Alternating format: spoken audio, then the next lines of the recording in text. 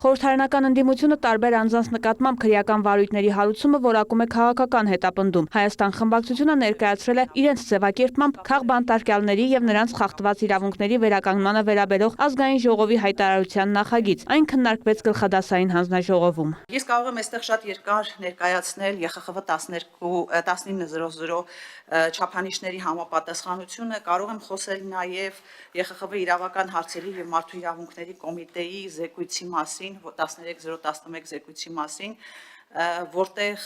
որի հիման վրա ընդունվել է 1900 բանաձևը։ Զեկույցը նախատեսում է, որ եթե կողմը իրեն հայտարարում է քաղաքական բանտարկյալ, ապա պետության վրա է ընկնում ամբողջ բեռը ապացուցելու, որ նա քաղբանտարկյալ չէ։ Եվ ցավոք սրտի մենք մինչ այժմ այնուամենայնիվ ականատես ենք լինում ճիշտ հակառակին։ Պետաիրավական հարցերի հանձնաժողովի նախագահը ճշտող հարց ուղղեց. արդյոք հայտարարության տեքստը բերել են լսումներ կազմակերպելու նպատակով։ Հեղինակը չհերքեց։ Հանձնաժողովի նախագահը անդրադարձավ նաև բովանդակությանն ու հեղինակի հայտարարություններին։ Ի վերջո 1900 բանաձևի մասին ենք խոսում, բայց մենք գտնում ենք մոնիտորինգի տակ Եվրոպայի խորհրդի խորհրդարանական վեաժողովում, ինչ-որ դրվագներ պետք է լիներ, որ մոնիտորինգային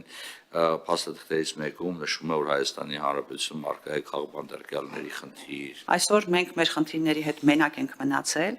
եւ թերևս միջազգային կառույցները այս պահին դիտորդի կարգավիճակում են, թեև ԵԽԽՎ-ի համազեկուցողների կողմից եղել են հիշատակումներ ժողովրդավարության խախտումների հետ կապված, պետդեպի կողմից է եղել հիշատակումներ ժողովրդավարության խախտումների հետ կապված։ Դուք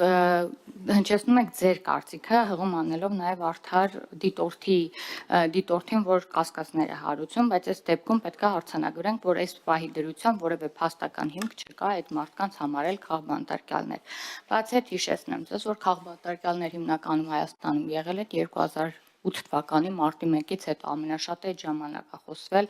քաղբանտարկյալների առկայության վերաբերյալ եւ վերջում էլ միեդի որոշումը բոլորիդ արդեն ծանոթ է, որ զոհերի մեծ մասի դեպքում Հայաստանը խախտել է նրանց հենց կյանքի իրավունքը։ 1900 բանաձևն ընդունվել է 2012-ին եւ դրա հիմքում ընկած է եղել 2001 թվականի Եվրոպայի խորհրդի գլխավոր քարտուղարի հանձնարարությունը կապված Հայաստանի եւ Ադրբեջանի անդամակցության հետ, իսկ այդ ժամանակ արձանագրվել է քաղաքական բանտարկյալների խնդիր երկու պետություններում, պարզաբանեց Վլադիմիր Վարդանյանը։ Արծվիկ Մինասյանը հանձնաժողովի նախագահին տասնյակ հարցեր ուղղեց, այդ թվում հոգեվորականների գործերի վերաբերյալ։ Չի կարելի հոգեվորականի զգեստի ներքո մտնել քաղաքական գործընթացների մեջ։ Չկա։ Ոչ թե արգելվում է օրենքով, այլ չի կարելի, որովհետև պարոն Մինասյան, տեսեք, երբ որ ես տեսնում եմ օրինակ Վազգեն Գալստանյաններ, չէ՞, եթե ես տեսնում եմ սովորական, քաղաքացիական կոստյումով մարդու, Վազգեն Գալստանյանին, դա մի վերաբերմունք է։ Երբ որ մարդը գալիս է հիգլերցիական զգեստով,